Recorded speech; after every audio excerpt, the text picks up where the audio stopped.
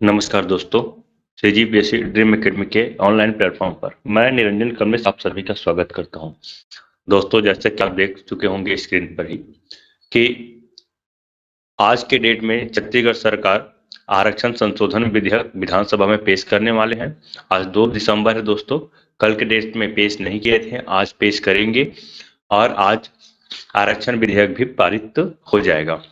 ठीक है दोस्तों, अब देखिए क्या है, इसके बारे से हम थोड़ा सा स्टडी करेंगे दोस्तों कि आरक्षण संशोधन विधेयक क्या है। ये बहुत ही इंपॉर्टेंट है, हम सभी छत्तीसगढ़ के सभी लोगों को इस चीज को जानना बहुत जरूरी है कि आरक्षण संशोधन विधेयक आखिर है क्या। और बस आपको इतना ही पता है दोस्तों कि आरक्षण संशोधन विधेयक में एसटी को 32%, एससी को 13%, ओबीसी को 27% और ईडब्ल्यूएस को 4% का आरक्षण देने का प्रावधान है।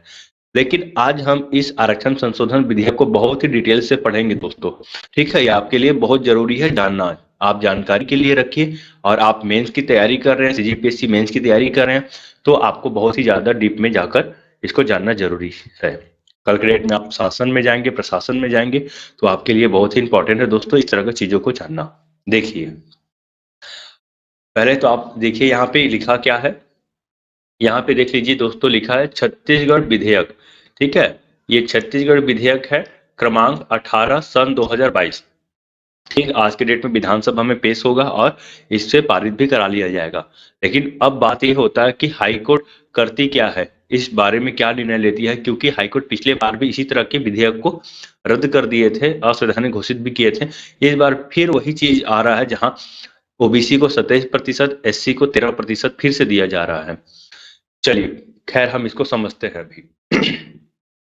देखिए, छत्तीसगढ़ लोक सेवा अनुसूचित जातियों, अनुसूचित जनजातियों और अन्य पिछड़े वर्गों के लिए आरक्षण संशोधन विधेयक 2022। ठीक है, ये इंपॉर्टेंट है। मेन जो नाम है अभी विधेयक का, ये विधेयक का नाम है, इसे आप ध्यान में रख लेंगे कि विधेयक का नाम क्या है। तो छत्तीसगढ़ लोक सेवा अनुसूचित जातियों, अनुसूचित जनजातियों और अन्य पिछड़े वर्गों के लिए आरक्षण संशोधन विधेयक 2022।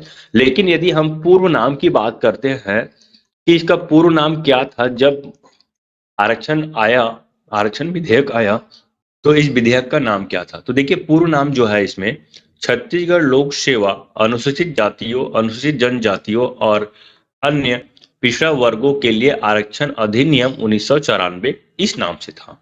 ठीक है, तो पहला जो नाम हम लोग देख रहे हैं वो ये है, पूर्व नाम है दोस्तों। ठीक है, 1994 में जो विधेयक सर्वप्रथम लाया गया था वो 1994 में लाया गया था, और इस समय जो है मध्य प्रदेश था। ठीक है, छत्तीसगढ़ मध्य प्रदेश का एक हिस्सा था। तो उस समय की बात है जब आरक्षण पहली बार लागू हुआ था, और इस समय 1994 के नाम से ये बना था। ठीक है, क्योंकि इससे पहले एससी और एसटी को ही आरक्षण मिलता था, लेकिन पिछड़े वर्ग को 1994 से आरक्षण मिलना प्रारंभ हुआ है। देखिए, अब यहाँ पे देखिए लिखा है संक्षिप्त नाम, विस्तार तथा प्रारंभ। ठीक है, कोई भी विधेयक बनता है, कोई भी अधिनियम बनता है, तो उसका एक संक्षिप्त नाम होता है, विस्तार होता है और प्रारंभ होता है। ये 3 चीज होता है दोस्तों। तो इसका संक्षिप्त नाम क्या है, देखिए, यह अधिनियम छत्तीसगढ़ लोक सेवा अनुसूचित जाति, अनुसूचित जनजातियों और पिछड़े वर्ग के लिए आरक्षण संशोधन अधिनियम 2022 कहलाएगा। ये इसका संक्षिप्त नाम है। ठीक है, देखिए, भारत गणराज्य के 73वें वर्ष में छत्तीसगढ़ विधानसभा मंडल द्वारा निम्नलिखित रूप से यह अधिनियमित हो। देखिए, विस्तार क्या है, तो इसका संपूर्ण छत्तीसगढ़ में इसका विस्तार होगा। ठीक है, और कब से प्रारंभ होगा, तो यह ऐसी तारीख से प्रवृत्त होगा जिसे राज्य सरकार अधिसूचना द्वारा नियत करे। तो ये 3 पॉइंट है, ध्यान रखेंगे। कोई भी विधेयक बनता है, अधिनियम बनता है, तो संक्षिप्त नाम, विस्तार और प्रारंभ होता है। तो ये 3 चीज है, इसका संक्षिप्त नाम, इसका विस्तार और प्रारंभ, कब से प्रारंभ होगा। ठीक, अब आगे देखते हैं इसमें। देखिए, धारा 1 का यहाँ पे संशोधन हुआ है। ठीक है, अब धारा 1 क्या है यहाँ पे, तो धारा 1 है यहाँ पे छत्तीसगढ़ लोक सेवा अनुसूचित जाति, अनुसूचित जनजाति और अन्य पिछड़े वर्गों के लिए आरक्षण अधिनियम 1994, जो इसके पश्चात मूल अधिनियम के रूप में निर्दिष्ट है। धारा 1 की उपधारा 1 में, धारा 1 की उपधारा 1 के स्थान पर क्या प्रतिस्थापित किया जाए बोल रहा है यहाँ पे। देख लीजिए, ये जो धारा 1 के उपधारा 1 में जो है, अब वो उसके जगह पे यही चीज लिखाया जाएगा। देख लीजिए यहाँ पे, यह अधिनियम छत्तीसगढ़ लोक सेवा, अनुसूचित जातियों, अनुसूचित जनजातियों, अन्य पिछड़े वर्गों और ये आर्थिक रूप से कमजोर वर्गों के लिए आरक्षण अधिनियम 1994 कहलाएगा। पहले कहां तक था? तो पहले केवल इतना ही लिखा था यहाँ पे, पिछड़े वर्ग तक, लेकिन अब पिछड़े वर्ग के अलावा अब आर्थिक रूप से कमजोर वर्ग के लिए आरक्षण को भी यहाँ पे शामिल किया गया। इसलिए धारा 1 के उपधारा 1 में आर्थिक रूप से कमजोर वर्गों के लिए आरक्षण अधिनियम 1994 कहलाएगा। मतलब इसे को भी शामिल कर दिया है, आर्थिक रूप से कमजोर वर्गों को भी यहाँ पे शामिल किया है, इससे पहले ही शामिल नहीं था। तो ये एक संशोधन है। दूसरा, यदि हम संशोधन की बात करते हैं, देख लीजिए धारा 2 संशोधन। तो धारा 2 में भी संशोधन हुआ है। तो धारा 2 में क्या संशोधन हुआ है? तो मूल अधिनियम की धारा 2 में क्या है? देखिए, एक खंड ख के स्थान पर निम्नलिखित खंड प्रतिस्थापित किया जाए बोल रहा अब यहाँ पे। देखिए क्या प्रतिस्थापित किया जाए? तो स्थापना से अभिप्रेत है, ठीक है, स्थापना से अभिप्रेत है राज्य सरकार का तत्समय प्रवृत्त राज्य के किसी अधिनियम के अधीन गठित किसी स्थानीय प्राधिकरण या कानूनी प्राधिकरण या किसी विश्वविद्यालय का या किसी ऐसे कंपनी या निगम जिसमें समादत्त अंश पूंजी का कम से कम 51% राज्य सरकार द्वारा धारित किया है कि नहीं? मतलब सरकार का जो उपक्रम है जहां कम से कम 51% है, वहां पे यह आरक्षण नियम जो है लागू होगा। ये यहाँ पे बोलने का मतलब है दोस्तों, ठीक है। इसे आप इसी रूप में रखेंगे, देख लीजिए। तो ऐसी सहकारी सोसाइटी जहां उसकी अंश पूंजी में राज्य सरकार ने अभिदाय किया है या कोई वित्तीय सहायता दी है, या किसी संस्था का जो राज्य सरकार से सहायता अनुदान या नगद अनुदान प्राप्त कर रही है, या कोई कार्यालय और उसके अंतर्गत ऐसा स्थापन आता है जिसमें कार्यभारित या आकस्मिक निधि से भुगतान किया जाता है, और ऐसा स्थापन जिसमें आकस्मिक नियुक्ति की जाती है किंतु इसमें संविधान के अनुच्छेद 30 के अधीन आने वाले स्थापन सम्मिलित नहीं है, ठीक है। अनुच्छेद 30 मतलब वो विशेष वर्ग के लिए प्रावधान करता है यहाँ पे, ठीक है, अल्पसंख्यकों को खास तौर पे यहाँ पे।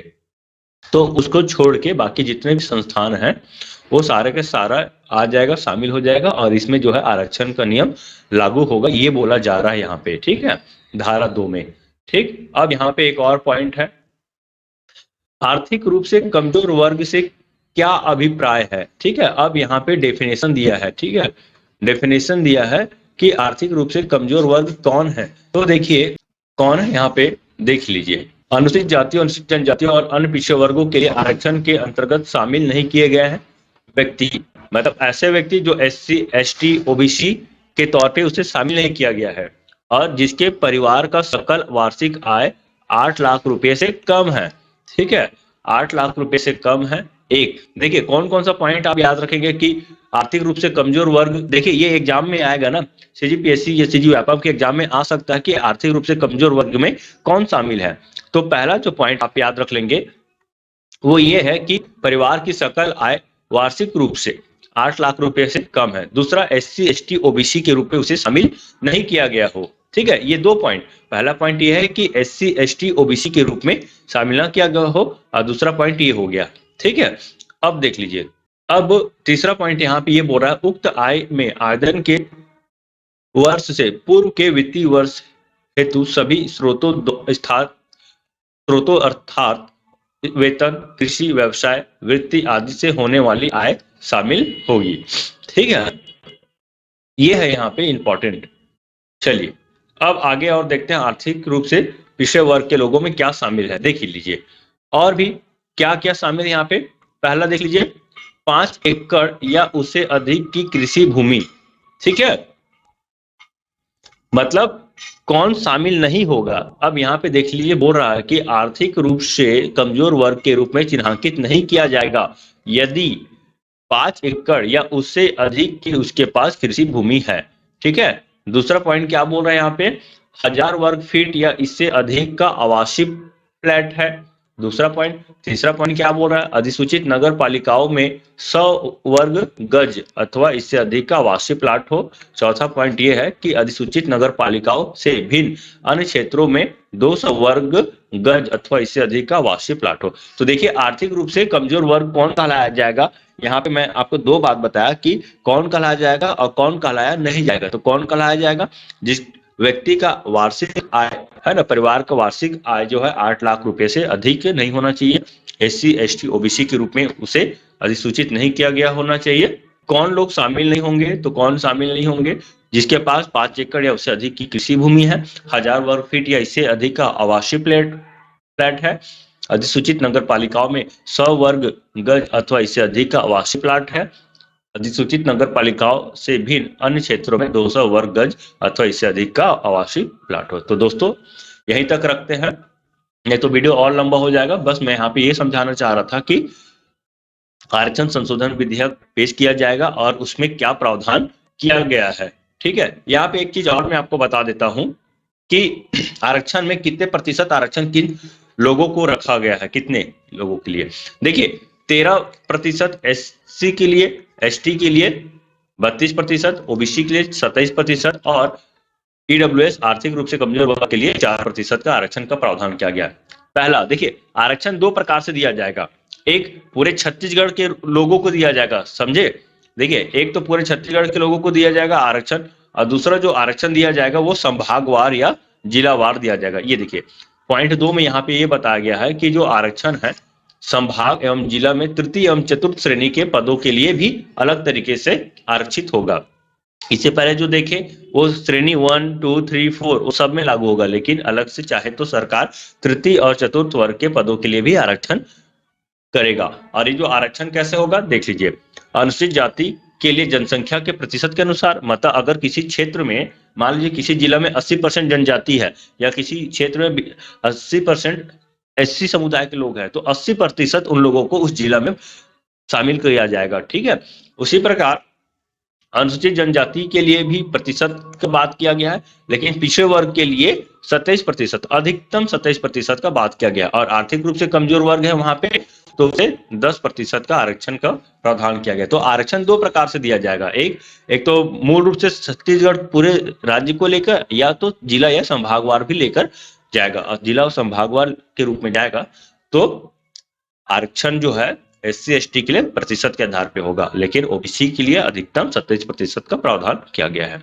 ये पुराना है, यहाँ पे आप देख सकते हैं कि किस तरह से पहले का आरक्षण जो था वो यहाँ पे लागू था। ठीक है, आप यहाँ पे देख सकते हैं ये एससी एसटी और ओबीसी। ठीक है, 1994 में जब आरक्षण आया तो उस समय इतना था। और यहाँ पे एक पॉइंट और बोल दिया गया है कि जो संभाग या जिला में क्या था, तो इसमें सरकार द्वारा इस अधिनियमित है ना नियमित अधिसूचना की जाए। मतलब अभी जैसे तो बोल दिया कि एससी एसटी को प्रतिशत के आधार पे संभाग या जिला में आरक्षण मिलेगा, लेकिन पहले बोल दिया था कि राज्य सरकार जैसा चाहे।